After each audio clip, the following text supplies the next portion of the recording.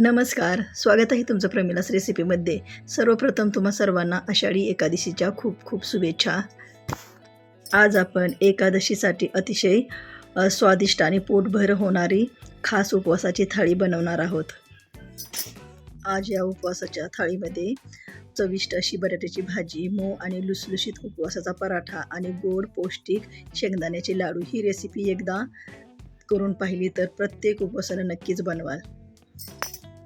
हा एक जरी लाडू तुम्ही उपवासा दिवशी खाल्ला तर दिवसभर अगदी ताजेतवाने राहाल. आणि ही छान अशी आपली बटाट्याची भाजी. चला वेळ न घालवता रेसिपीला सुरुवात करूया. तर इथे मी 1 वाटी साबुदाणा घेतलेला आहे. तुम्हाला किती बनवायचं आहे त्याच्यानुसार साबुदाणा घ्यायचा आहे. आता गॅसवरती कढई ठेवून ती गरम करून घेतली. त्याच्यामध्ये साबुदाणा टाकून घ्यायचा आहे आणि तो मंद आचेवरती आपल्याला सतत हलवत तो भाजून घ्यायचा आहे. व्हिडिओमध्ये दाखवल्याप्रमाणे आपल्याला सतत हलवत हा साबुदाणा भाजून घ्यायचा. भाजून इथपर्यंत घ्यायचा आहे की तो छान असा भाजला गेला पाहिजे, पण त्याचा कलर चेंज झाला नाही पाहिजे. साबुदाणा हा पांढरा शुभ्रच असायला हवा. आता साबुदाणा छान भाजलेला आहे, तो एका ताटामध्ये काढून घेऊ आणि पूर्ण थंड करून घेऊया.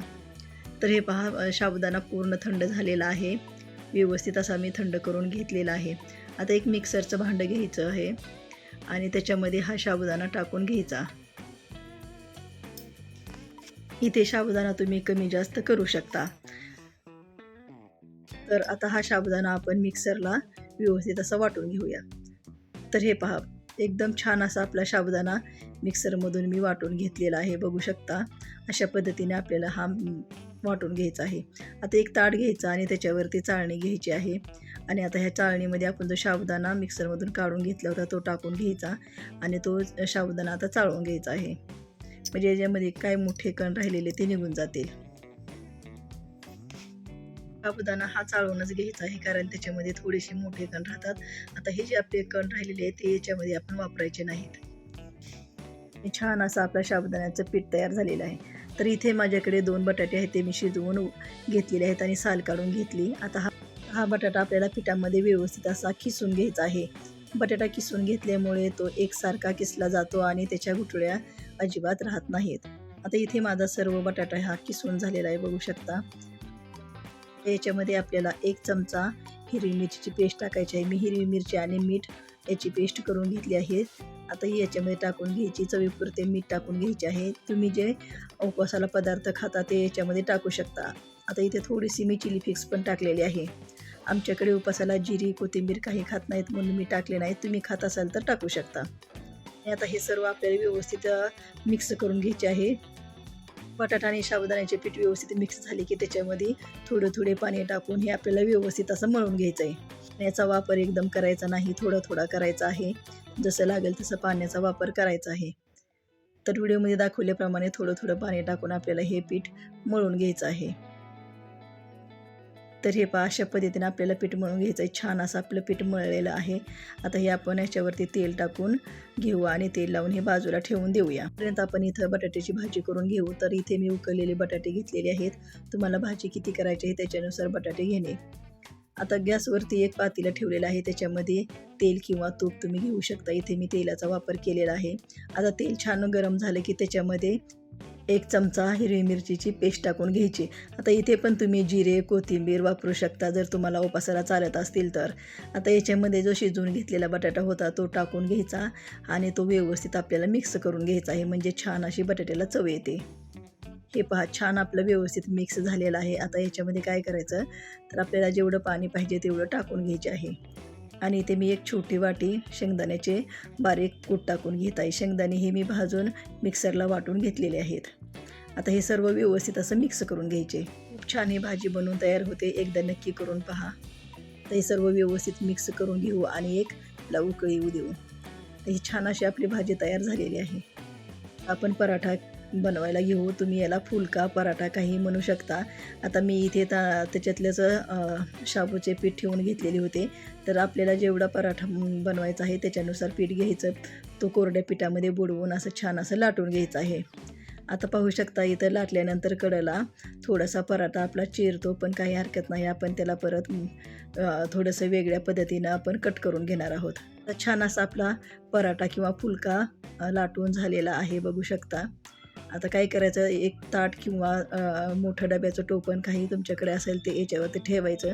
असं छान असं हातानं त्याला दाबून घ्यायचं आहे. तर बघू शकता किती छान आपला हा पराठा किंवा फुलका बनवून तयार झालेला आहे. ते कड्याचं सर्व काढून घ्यायचे आहे.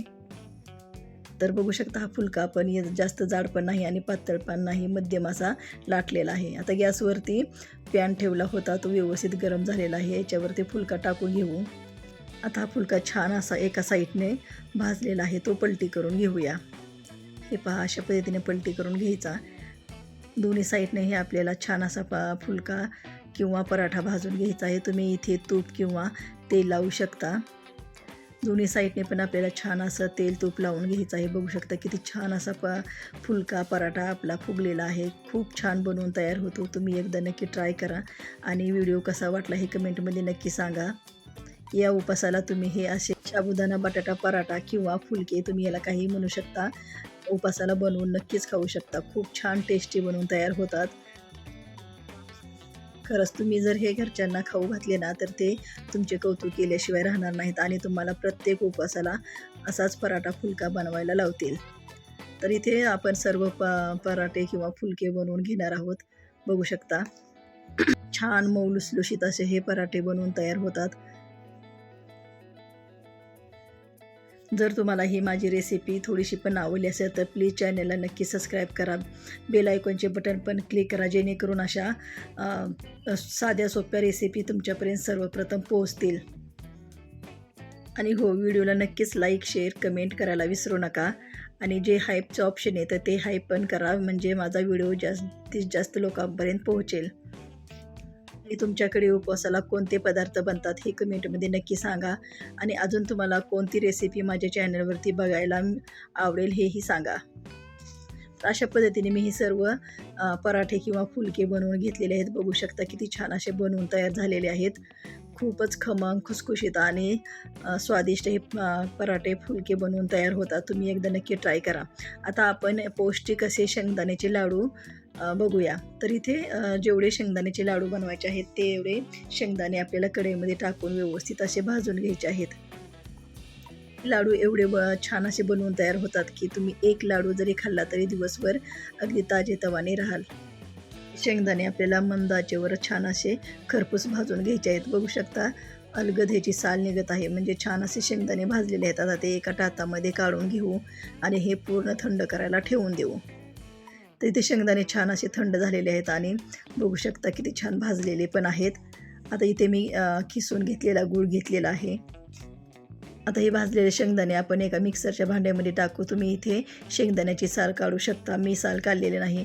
आणि पहिल्यांदा जाडसर अशी याची भरड करून घ्यायची आहे आणि त्याच्यामध्ये परत गूळ टाकून आपल्याला आता हे परत एकदा मिक्सरला फिरवून घ्यायचे आहे. तर बघू शकता इथे छान असं मिक्सरला फिरवून घेतलेलं आहे आणि एकदम जास्त बारीक पण असं हे कूट करायचं नाही, थोडंसं जाडसरच ठेवायचं आहे, म्हणजे हे लाडू खायला खूप छान लागतात. आता इथे सर्व शेंगदाणे मी मिक्सरमधून काढून घेतलेले आहेत. व्यवस्थित असे आपण हाताने ते एकत्र मिक्स करून घेऊया, म्हणजे सर्वत्र तो गूळ एकत्र मिक्स होईल.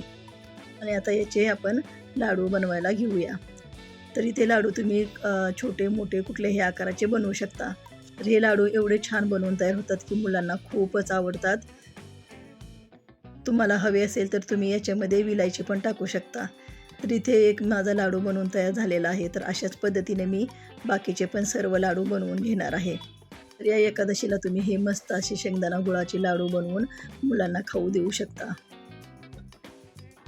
खरं सांगायचं झालं तर मुलांना दुसऱ्या कोणत्याही लाडूपेक्षा हे शेंगदाण्याचे लाडू खायला खूप आवडतात. त्याच्यामुळे ह्या उपासाला तुम्ही नक्की बनवा, कारण हा एक जरी लाडू खाल्ला तरी दिवसभर अगदी ताजेतवाने राहाल, अजिबात अशक्तपणा किंवा काही येणार नाही. तर आता हे इथे आपली उपासाची थाळी बनवून तयार झालेली आहे. पाहू शकता आपले पराठे किंवा फुलके एकदम छान असे झालेले आहेत. आता आपण ही थाळी बनवून घेऊया. तर इथे मी 2 फुलके घेतलेले आहेत, 2 शेंगदाण्याचे लाडू आणि बटाट्याची आपण जी भाजी बनवली होती ती घेतलेली आहे. भाजी पण खूप छान लागते, एकदा नक्की ट्राय करा. ह्याचा रस्सा पण खूप छान झालेला आहे. आणि इथे मी हिरवी मिरची आणि भाजलेले शेंगदाणे पण घेतलेले आहेत. तर आपली एकादशीची स्पेशल थाळी तयार झालेली आहे. तुम्हाला ही रेसिपी आवडली असेल तर व्हिडिओला लाईक, शेअर आणि कमेंट करा. परत